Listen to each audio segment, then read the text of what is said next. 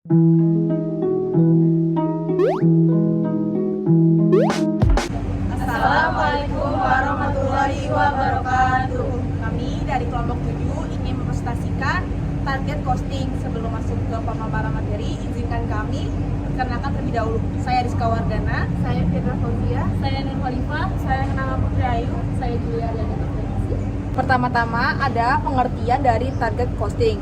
Target costing adalah teknik manajemen biaya yang bertujuan untuk meminimalkan biaya berdasarkan selisih antara harga jual dan target margin keuntungan suatu produk agar posisi bersaing lebih baik di pasar.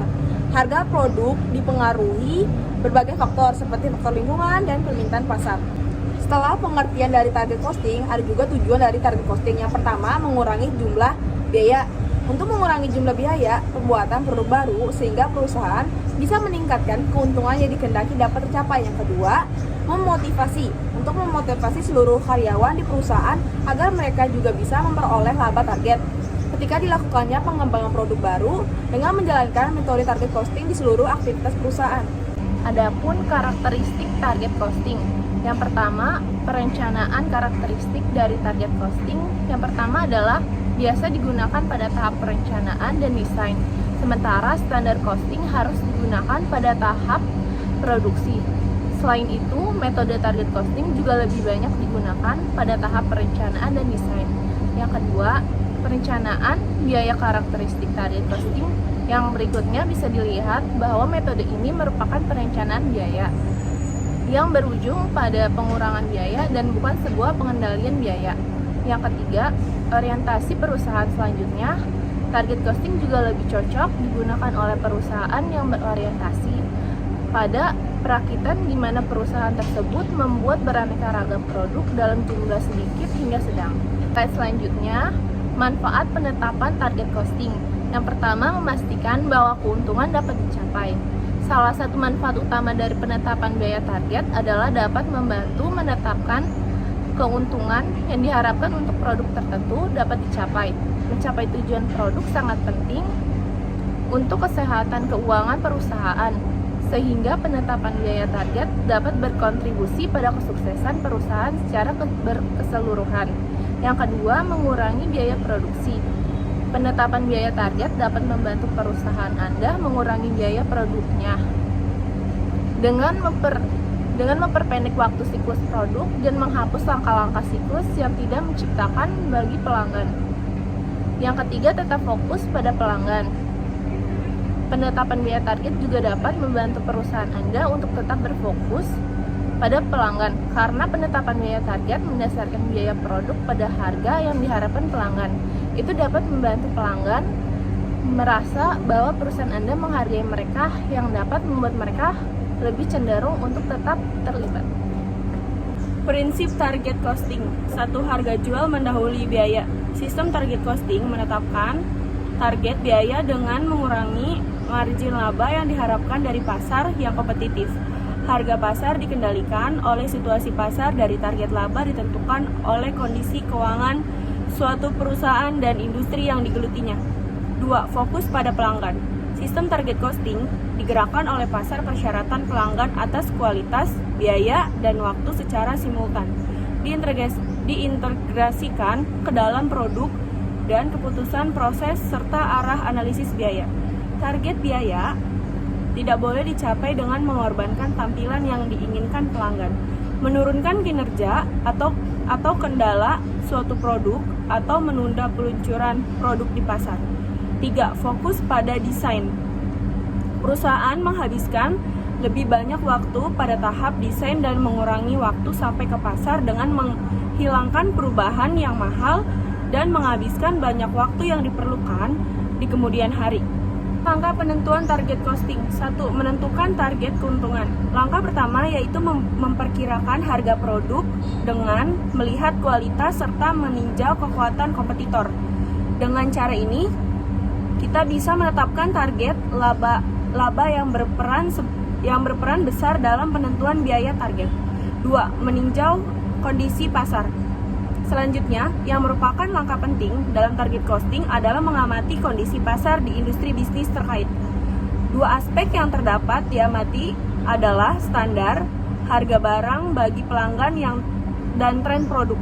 Lewat metode ini, kita bisa mengetahui fitur apa yang sepatutnya ditambahkan atau dikurangi sehingga bisa menghemat biaya produksi. 3. Menetapkan harga produk. Menurut Hansen dan Mowen, target costing adalah hasil dari analisis kontras antara harga jual produk atau jasa dengan laba satuan perusahaan. Melalui pengamatan berikut, nantinya akan diadakan nominal jual berdasarkan pertimbangan kualitas dan kegunaan sebuah produk menurut pelanggan. 4. Menghitung target costing. Cara menentukan target costing adalah dengan menghitung rencana nominal produksi barang dan mengurangi jumlah keuntungannya dari susunan yang telah dibuat. Kelebihan target costing. Yang pertama, menghemat biaya produksi. Manfaat target costing pertama disalurkan melalui perencanaan keuangan, data analisis tren, sekaligus riset minat calon pelanggan yang membantu meminimalisir biaya produksi perusahaan. Yang kedua, memberikan pelajaran terbaik bagi pelanggan, memprioritaskan pelanggan dalam susunan strategisnya. Target costing juga mendukung kekuatan brand engagement yang berkaitan dengan relasi konsumen. Yang ketiga, membantu pencapaian target keuntungan. Terakhir, target costing juga menjadi poin penting yang bisa membantu menjamin estimasi, meninjau kesehatan finansial perusahaan sehingga kesuksesan peluncuran produk baru atau perusahaan secara keseluruhan. Adapun kelemahannya yaitu yang satu, kurangnya pemahaman konsep target costing. 2. Implementasi yang kurang dalam konsep teamwork. Yang 3. Penyebab karyawan terlalu lelah karena penerapan target costing mengalami kelelahan yang luar biasa karena adanya tekanan untuk memenuhi target biaya. 4. Waktu pengembangan yang terlalu lama. Walaupun biaya target terpenuhi, namun waktu pengembangan akan meningkat karena adanya pengulangan dalam siklus value engineer untuk menurunkan biaya sehingga produk dapat terlambat sampai ke pasar. Soal target costing, PT Niaga adalah produsen barang-barang elektronik yang berlokasi di Jakarta. Melihat terjadinya pergeseran teknologi dan selera masyarakat berkaitan dengan peralatan audiovisual, perusahaan ini melihat peluang berupa ceruk pada dasar DVD player bagi masyarakat Indonesia. Perusahaan ini memproduksi DVD player murah dan dengan berkualitas yang baik. Dari hasil penelitian pasar, diperkirakan harga yang terjangkau oleh masyarakat jauh lebih besar itu. Divisi marketing perusahaan memperkirakan dapat menjual sebanyak 50.000 unit per tahunnya. Untuk mendesain, mengembangkan, dan memproduksi DVD player, diperkirakan membutuhkan investasi sebesar 12 miliar. Perusahaan mengharapkan ROI atau Return of Investment sebesar 25%. Jawabannya, berdasarkan perumusan, target costing sama dengan harga jual dikurangi laba yang diharapkan dan data sebelumnya. Maka biaya yang ditargetkan atau target costing untuk memproduksi setiap DVD player adalah produksi penjualan 50 dikali 300 sama dengan 15 miliar. Laba yang diharapkan sebesar 25% dikali 12 miliar sama dengan 3 miliar. Target biaya total buka kurung 50 unit DVD player sama dengan 12 miliar.